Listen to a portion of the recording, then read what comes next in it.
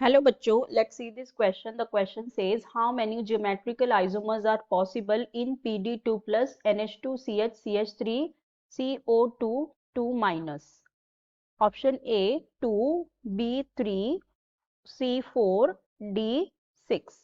So यहाँ देखो हमें क्या क्वेश्चन पूछा है कि हमें एक कॉम्प्लेक्स कंपाउंड दिया है ये वाला, और इसमें हमें बताना है इसमें कितने पॉसिबल ज्योमेट्रिकल आइसोमर्स होंगे। ठीक है, ज्योमेट्रिकल आइसोमर्स क्या होते हैं? जिसमें सिस और ट्रांसफॉर्म होता है। ठीक है, तो कितने इसके सिस और ट्रांसफॉर्म पॉसिबल होंगे हमें वो देखना है। ठीक है, तो हमारे पास जो कंपाउंड दिया हुआ है वो क्या है? वी हैव PD2 प्लस, ये है फिर NH2, फिर यहाँ पे है CH3, देन यहाँ पे है CO2 माइनस, देन ये ट्वाइस है, और फिर ये इस तरह से। ठीक है, अब देखो यहाँ पे अगर हम देखें तो यहाँ पे हमारे पास दो लिगैंड ऐसे हैं जिनके पास डोनर है, जो कि डोनर है। यहाँ से ये लोन पेयर डोनेट कर सकता है, और यहाँ पे इसके पास नेगेटिव चार्ज है तो यहाँ से ये डोनेट कर सकता है। ठीक है, तो यहाँ पे दो डोनर है, तो मतलब ये कौन सा है? बाइडेंटेड लिगैंड हो जाएगा। अगर हम इसका स्ट्रक्चर देखें तो इसका स्ट्रक्चर किस तरह से होगा? अगर हम एक इसका स्ट्रक्चर बनाए तो ये यहाँ पे हमारे पास पैलेडियम हमारा सेंट्रल एटम हो जाएगा, फिर यहाँ से ये NH2 है, तो मतलब ये इस तरह से रहेगा CN, इसके पास रहेगा H2, और ये यहाँ से डोनेट करेगा इस तरह से। फिर यहाँ पे ये रहेगा C डबल बॉन्ड O, और यहाँ पे ये रहेगा O, और ये यहाँ पे इस तरह से रहेगा। ठीक है, फिर यहाँ पे क्या है?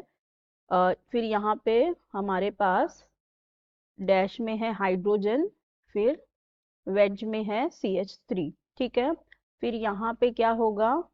दूसरा नाइट्रोजन यहाँ पे डोनेट करेगा जिसके पास H2 रहेंगे, फिर यहाँ पे कार्बन, कार्बन के पास यहाँ पे दूसरा कार्बन, फिर यहाँ पे एक ऑक्सीजन जिसके पास नेगेटिव चार्ज, और ये इस तरह से। ठीक है, हम यहाँ पे क्या होगा? यहाँ पे डैश में हाइड्रोजन, सॉरी वेज में हाइड्रोजन, और डैश में क्या हो जाएगा? CH3 हो जाएगा।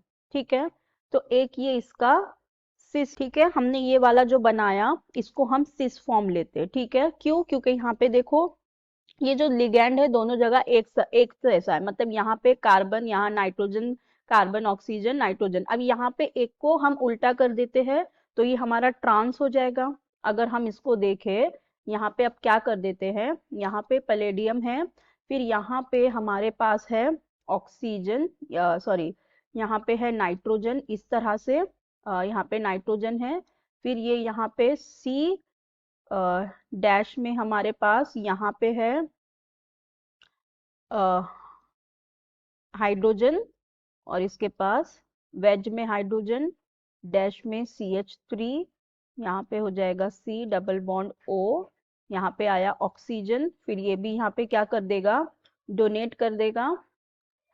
यहाँ पे ये ऑक्सीजन, उस पे नेगेटिव चार्ज है, इसके पास ये कार्बन, फिर यहाँ पे ये कार्बन, ये नाइट्रोजन H2, और ये यहाँ पे इस तरह से। ठीक है, तो अब देखो यहाँ पे हमने इसको उल्टा कर दिया, तो मतलब ये क्या हो गया?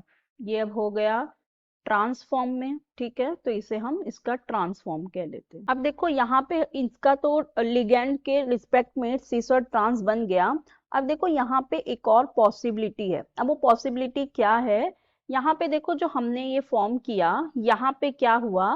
ये CH3 यहाँ ऊपर है, ये CH3 यहाँ पे अबव द प्लेन है, एक बिलो द प्लेन है, और एक हाइड्रोजन यहाँ अबव द प्लेन, एक बिलो द प्लेन है। तो अब हम यहाँ पे क्या करते हैं? दोनों हाइड्रोजन को अब एक तरफ रखते हैं और इसको एक तरफ रखते हैं, मतलब इसके रिस्पेक्ट से हम इसका यहाँ पे बना लेते हैं, तो ये पैलेडियम हो जाएगा। ये इसके यहाँ पे लिगेंड की जगह हम वैसे ही रखेंगे जैसे वहां रखे थे।